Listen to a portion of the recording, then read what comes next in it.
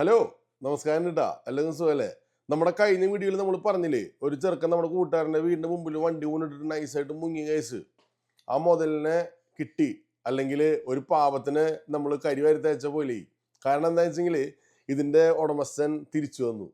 4 ദിവസം കഴിഞ്ഞപ്പോൾ ഇതിൻ്റെ ആൾ തിരിച്ചു വന്നു.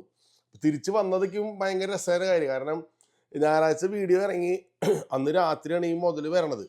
അപ്പോൾ രാത്രി മര്യാദയ്ക്ക് ഇവർ കിടന്നുറങ്ങണ സമയത്ത് രാത്രി 10:11 തട്ടല് തുടങ്ങി.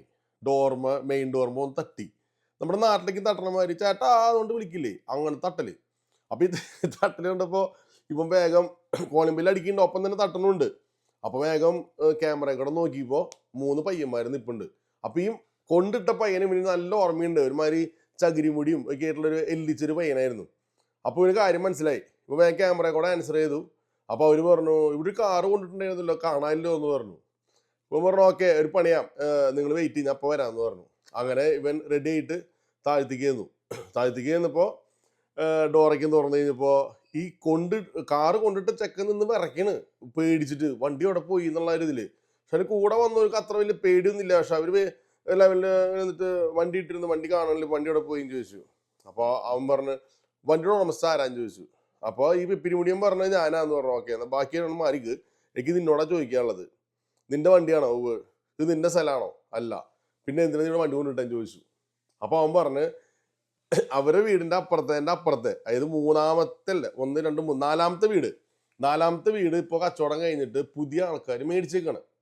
ആ മേടിച്ചുള്ള ആൾക്കാര് പുതിയ വന്ന പിള്ളേർക്ക് വാടകയ്ക്ക് കൊടുത്തേക്കാം. എനിക്കൊണ്ട് ജനുവരി ഇൻടേക്കിൽ വന്ന പിള്ളേരാന്ന് തോന്നുന്നുണ്ട്. അപ്പൊ 1 മാസം മുമ്പ് വരാലോ. അവറ്റങ്ങൾക്ക് ഇത് വാടകയ്ക്ക് കൊടുത്തേക്കാണ്. ഫുള്ള് ഹിന്ദിക്കാര് പിള്ളേരാ. ആ പിള്ളേര് വന്നിട്ട് 2 ദിവസമായിട്ടുള്ളൂ. അവരുടെ കൂട്ടുകാരന്റെ കൂട്ടുകാരനാണ് ഇവൻ. അവരായിട്ട് പിന്നെ സത്യം പറഞ്ഞാൽ യാതൊരു ബന്ധവുമില്ല. അപ്പൊ ഇവനൊരു പാർട്ടിക്ക് പോകാൻ വേണ്ടിയിട്ട് വണ്ടി ഇടാനായിട്ട് സ്ഥലം ചോദിച്ചപ്പോൾ പറഞ്ഞു അത് കുഴപ്പമില്ലടാ, എൻ്റെ ഒരു ഫ്രണ്ട്സ് ഇപ്പൊ പുതിയ ടീം അവിടെ വീടെടുത്തിട്ടുണ്ട്, അവിടെ കൊണ്ടുവിട്ടോ, അവർക്ക് കാറൊന്നുമില്ല എന്ന് പറഞ്ഞു. അവർ വന്നിട്ടുള്ളൂ, അതിന്റെ പേരിൽ അവിടെ കൊണ്ടുവിട്ടോ എന്ന് പറഞ്ഞു. അങ്ങനെയാണ് ഈ പൊട്ടംകുണാപ്പൻ ഇവിടെ വണ്ടി കൊണ്ടുപോയിട്ടെ. അപ്പോൾ അതിന് കുറെ തെറ്റും പുറത്തേക്ക് പറഞ്ഞു. പക്ഷെ അതിനിടെ കൂടെ പുള്ളി പറഞ്ഞു കേസൊന്നും ഉണ്ടായില്ലോ, ഒരു വാക്ക് അറിയിക്കായിരുന്നില്ലേ എന്നൊക്കെയും ചോദിച്ചു.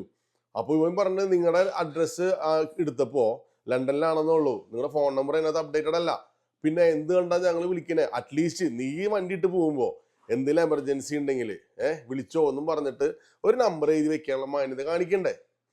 അതോടൊപ്പം തന്നെ ഇവൻ എന്താ വെച്ചാൽ നമ്മുടെ ഈ പറഞ്ഞ കൂട്ടുകാരന് സ്റ്റുഡന്റ് ആയിട്ട് വന്നൊരുത്തനാ.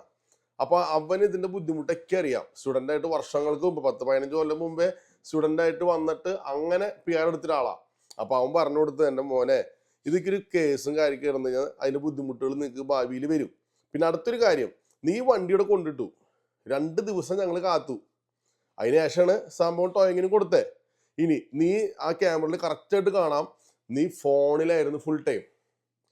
നിനക്ക് കുറച്ച് കഴിയുമ്പോൾ ഒരു ഭാര്യയും കുട്ടിക്ക് ഉണ്ടായിരുന്നു, ഒരാളെ വരെ ഈ വണ്ടിയിൽ മറന്നു വെച്ച് പോവാൻ ചിലപ്പോ. അത്രയും നീ ഫോണിന് അഡിക്ഷനാണ്. അത് നിന്റെ ഇഷ്ടം എന്ന് കാണിച്ചോ.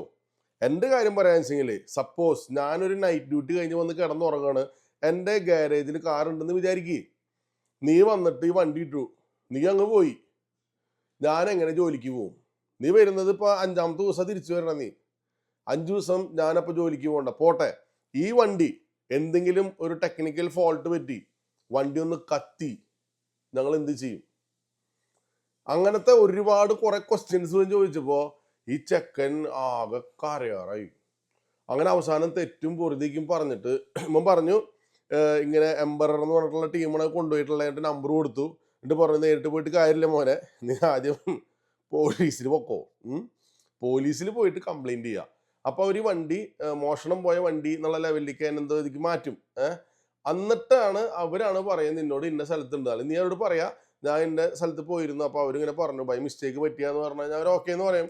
അവിടെ ചെല്ലുമ്പോ അവര് പെർ ഡേ സ്റ്റോറേജ് ടോ ചെയ്ത പൈസ എല്ലാം കൂടി നിന്റെ ഇത് മേടിക്കും.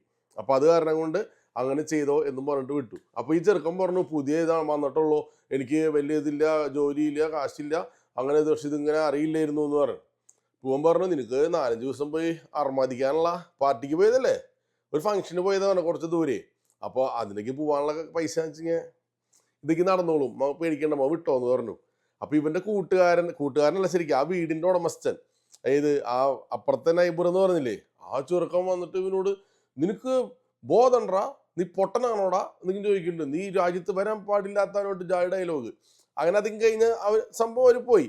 അപ്പൊ ഈ കൂട്ടുകാരനെ വിളിച്ചിട്ട് പറഞ്ഞു, പാവമാണ് ബായി, നമ്മൾ ഇട്ടിട്ട് പോയെന്ന് വിചാരിച്ച, പക്ഷെ ഇട്ടിട്ട് പോയതല്ല, അതൊരു അബദ്ധം പറ്റിയതായിരുന്നു അവനെന്ന് പറഞ്ഞു. ഓക്കെ, ഞാൻ ചിന്തിച്ചത് വേറെ വിഷയമാണ്. ഈ വർഷം പ്രത്യേകിച്ച് ഇന്ത്യൻസിന് സത്യം പറഞ്ഞാൽ ഇവിടെ സ്റ്റുഡന്റ് വിസ കൊടുക്കാത്തൊരു സിറ്റുവേഷനാണ്. ഒരുപാട് കുട്ടികളുടെ വിസ റിജക്ട് ചെയ്ത് ഇന്ത്യൻസിന് വിസ ഇല്ല എന്നുള്ള രീതിയിലാണ് ന്യൂസ് പുറത്തേക്ക് പോണേ. അപ്പൊ ഇവന്മാരെങ്ങനെ വന്നേ? ഇതാണ് എന്റെ ചിന്ത പോയത്. ഇവന്മാര് വന്നു. അപ്പോ മറ്റേ പയ്യനിക്ക് കഴിഞ്ഞ വർഷം വന്ന പയ്യനാവും. വലിയ പിടിപാടൊന്നുമില്ല എന്ന് പറയുന്നുണ്ട്.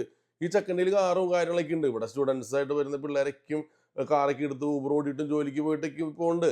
പക്ഷേ ഞാൻ പെട്ടെന്ന് ചിന്തിച്ചത് എന്താ വെച്ചെങ്കില്, ആൾക്കാർ വരാൻ പറ്റണില്ല എന്നും പറഞ്ഞ് കരഞ്ഞുകൊണ്ടിരിക്കുക ഒരു സൈഡിൽ കൂടെ, അല്ലെങ്കിൽ ഇപ്പൊ കാനഡയ്ക്ക് വന്നിട്ട് വലിയ മെച്ചപ്പാടില്ല എന്നും പറഞ്ഞിട്ട് ആ ഒരു സെറ്റപ്പിൽ ഇങ്ങനെ കിടന്ന് സ്ട്രഗിൾ ചെയ്യുന്ന അവസ്ഥയാ.